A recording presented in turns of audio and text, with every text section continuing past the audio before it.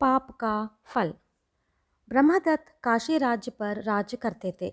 उन दिनों में बोधिसत्व ने सुतनु नाम से एक गरीब किसान के रूप में जन्म लिया।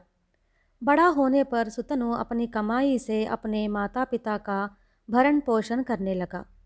थोड़े दिन बाद उसके पिता का देहांत हो गया। वह सारा दिन मेहनत करके जो कुछ कमाता वह उसके और उसकी माता के लिए पर्याप्त न होता था। उस देश के राजा को शिकार खेलने का बड़ा शौक था।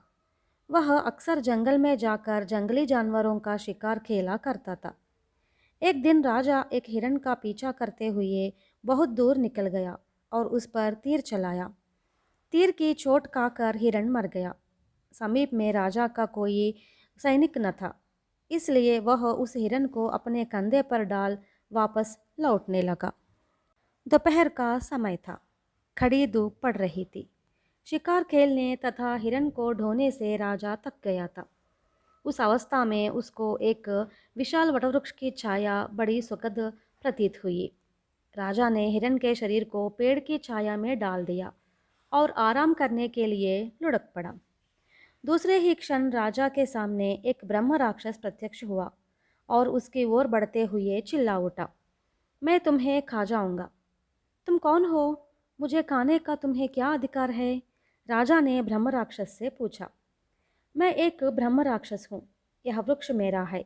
इसके छाया में जो आ जाता है, इस पेड़ के नीचे की जमीन पर जो पैर रखता है, उन सबको खाने का मुझे अधिकार है। भूत ने कहा। राजा ने गंभीरतापूर्वक विचार किया, कुछ युक्ति सोची और ब्रह्म राक्षस से पूछा, तुम केवल आज के लिए खाना चाहते हो या प्रतिदिन चाहिए? मुझे तो प्रतिदिन खाना चाहिए, ब्रह्म राक्षस ने झट उत्तर दिया। तब तो यदि आज तुम मुझे खा लोगे तो तुम्हारे खाने की समस्या हल न होगी। यदि तुम इस समय इस हिरण को खाकर मुझे छोड़ दोगे तो मैं तुम्हारे प्रतिदिन के आहार की समस्या को हल कर दूंगा। मैं इस देश का राजा हूँ, इसलिए प्रतिदिन तुम्हारे पास अन्न के साथ एक आदमी को भी बेच सकता हूँ, राजा ने सुझाया। यह सुझाव सुनकर ब्रह्म राक्षस बहुत प्रसन्न हुआ और बोला, जिस दिन मुझे समय पर खाना ना मिला उस दिन मैं स्वयं आकर तुम्हें खा जाऊंगा। इसके बाद राजा हिरण को ब्रह्म राक्षस के हाथ सौंपकर अपनी राजधानी को लौट गया और अपने मंत्री को सारा वृत्तांत सुनाया। मंत्री ने राजा को समझाया, महाराज, आप चिंता न कीजिए। हमारे कारागार में बहुत से कैदी हैं। उनमें से प्रतिदिन एक को ब्रह्म राक्षस के आहार के रूप में भेज दूंगा। उस दिन से मंत्री प्रतिदिन एक कैदी को जंगल के बरगद के पास अन्न के साथ बेचता रहा और ब्रह्म राक्षस उस कैदी को खाता रहा। यह क्रम बराबर चलता रहा। थोड़े दिन बाद सब कैदी समाप्त हो गए। मंत्री घबरा गया। उसके समझ में ना आया कि क्या किया जाए। उसने सारे राज्य में ढिंढोरा पिटवाया। जो आदमी खाना लेकर जंगल में रहने वाले भूतों के बरगद के पास जाएगा उसको राजा 1000 रुपये पुरस्कार देंगे। यह ढिंढोरा सुनकर सुतनु ने सोचा, वाह, यह कैसे आश्चर्य की बात है।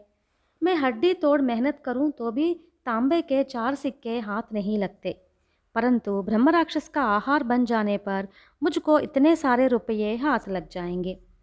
यह विचार करके सुतनु ने अपनी माँ से कहा, माँ, मैं 1000 रुपये लेकर भूतों वाले बरगद के पास खाना ले जाऊंगा। उस धन से तुम्हारी सारी जिंदगी आराम से कट जाएगी। बेटा, इस समय मुझे किस बात की कमी है? मैं तो सुखी हूँ। मुझे उस धन का क्या करना है जिसे पाने के लिए अपना बेटा खोना पड़े?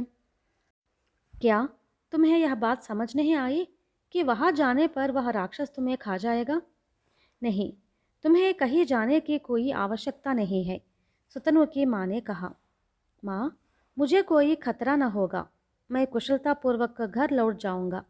इस प्रकार सुतनु अपनी माँ को समझाकर राजा के पास चला गया। उसने राजा से कहा, महाराज, यदि आप अपने जूते, छतरी, तलवार और सोने का एक पात्र मुझे दिलाएंगे तो मैं जंगल में रहने वाले भूतों के बरकत के पास जाने के लिए तैयार हूँ। खाना ले जाने के लिए इन सारी चीज़ों की क्या आवश्यकता है? राजा ने पूछा। ब्रह्मा राक्षस को हराने के लिए, सुतनु ने झट उत्तर दिया। इसके बाद सुतनु ने तलवार धारण की जूते पहने, हाथ में छतरी ली और सोने के पात्र में अन्न लेकर दोपहर तक भूतों के बरगद के पास पहुंचा। पर वह पेड़ की छाया में ना पहुंचकर उससे थोड़ी दूर पर छतरी की छाया में खड़ा रहा। ब्रह्म राक्षस उसकी प्रतीक्षा करता रहा।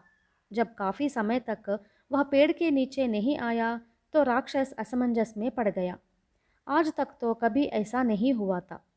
अंत में उसने सुतनु से कहा, तुम इस धूप में काफी दूर चलकर आए हो, छाया में आकर विश्राम कर लो। नहीं, मुझे तुरंत वापस लौटना है। यह लो, तुम्हारे लिए खाना लाया हूँ।